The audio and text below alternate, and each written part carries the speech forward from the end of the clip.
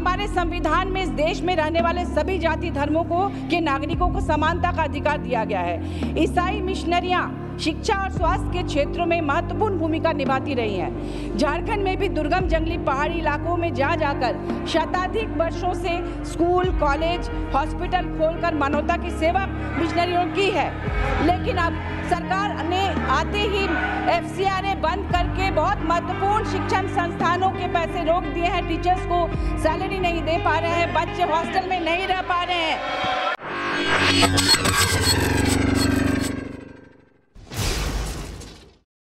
Praise the Lord. డైకర్ evangelism ఇండియాకి మరొకసారి స్వాగతము. ఫ్రెండ్స్, మనకందరికీ తెలుసు మిషనరీ స్కూల్స్ లేదా క్రిస్టియన్ ఫండ్స్ ఏదైతే ఉన్నాయో ఇదంతా ఆపివేశారు అనేది మనకందరికీ తెలుసు. ఇప్పుడు ఇండియాలో క్రిస్టియన్ ఫండ్స్ అనేది లేవు, రావటం లేదు. అయితే ఈ విషయంలో జార్ఖండ్కి సంబంధించిన ఒక ఎంపీ, ఆమె పేరు మౌవా మాజీ, దీని గురించి ప్రస్తావించింది. అయితే తను ఏం మాట్లాడిందో మీరు ఒకసారి చూడాలి. నేను తను మాటలు తెలుగులో సబ్ టైటిల్స్ ద్వారా నేను చూపెట్టబోతున్నాను. సో ఒకసారి చూడండి తను ఏం మాట్లాడిందో. मिनिस्टर ऑनरेबल निर्मला सीतारमन जी भी मिशनरी स्कूल में पढ़ी हैं। Sacred heart convent Anglo Indian higher secondary school से विल्लुपुरम से उन्होंने पढ़ाई की है। फिर ऑनरेबल मिनिस्टर पीयूष गोयल जी भी डॉन बॉस्को से पढ़े हैं। आप लोगों में से बहुत सारे लोग वहाँ से पढ़कर आज इस लायक बने हैं कि हम सब यहाँ बैठ पाए हैं।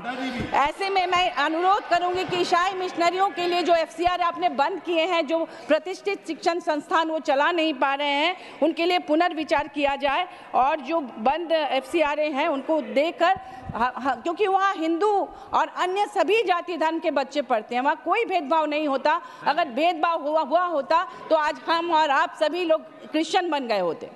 तो ये जो FCRA बंद किया गया है इसे फिर से चालू किया जाए पूरा. విన్నారు కదా ఫ్రెండ్స్, ఇప్పుడు తను మాట్లాడుతున్న మాట ఏంటిదంటే మిషనరీ స్కూల్స్లో పెద్ద పెద్ద నాయకులు చదివారు, వాళ్ళ పేర్లు కూడా తాను చెప్పింది. ఈవెన్ మన ఫైనాన్స్ మినిస్టర్స్ కూడా క్రిస్టియన్ మిషనరీ స్కూల్లోనే చదివిందని. ఒకవేళ క్రిస్టియన్ మిషనరీ స్కూల్ అనేది చాలా హై ఎడ్యుకేటెడ్, అదేవిధంగా మంచి క్వాలిటీ ఎడ్యుకేషన్ ఇస్తుంది అని తాను చెప్తుంది. అలానే క్రిస్టియన్ మిషనరీ స్కూల్స్లో ఒకవేళ కన్వర్జన్ జరిగితే ఈ రోజుకి ప్రతి వారు క్రిస్టియన్గా కన్వర్ట్ అయ్యే వాళ్ళు, మనమందరం ఎవరైతే పార్లమెంట్లో క్రిస్టియన్ మిషనరీ స్కూల్లో చదివారో వాళ్ళందరూ ఈ పాటికి క్రీస్తుని అంగీకరించే వాళ్ళు అని చెప్పారు. వాస్తవంగా కదండి, ఎంతమంది క్రిస్టియన్ స్కూల్స్లో చదువుతున్నారో ఈరోజు పెద్ద పెద్ద నాయకులు కానీ, పెద్ద సినిమా యాక్టర్లు కానీ, బిజినెస్ మ్యాన్స్ ఎవరైతే ఉన్నారో వాళ్ళ పిల్లలు కూడా మిషనరీ స్కూల్స్లో చదివే బయటకు వచ్చారు. కానీ వాళ్ళు ఎప్పుడు కూడా క్రిస్టియన్లో కన్వర్ట్ అవ్వడం కానీ, లేకపోతే క్రిస్టియన్ సిద్ధాంతము వాళ్ళపైన రుద్దడం కానీ ఎప్పుడు జరగలేదు.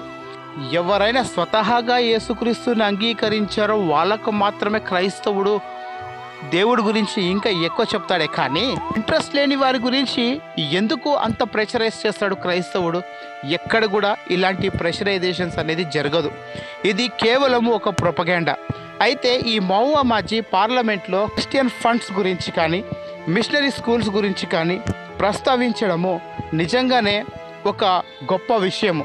ఎందుకంటే ఇలాంటి విషయాలు ఎక్కువగా ఎవరు మాట్లాడరు, మాట్లాడడానికి ధైర్యం కూడా చాలదు. బీజేపీ గవర్నమెంట్ వచ్చినప్పటి నుంచి కంప్లీట్గా ఈ ఫండ్స్ అనేది ఆగిపోయాయి. సో మీరేమంటారో మాకు కామెంట్స్ ద్వారా తెలియజేయండి. God bless you all. Have a great day.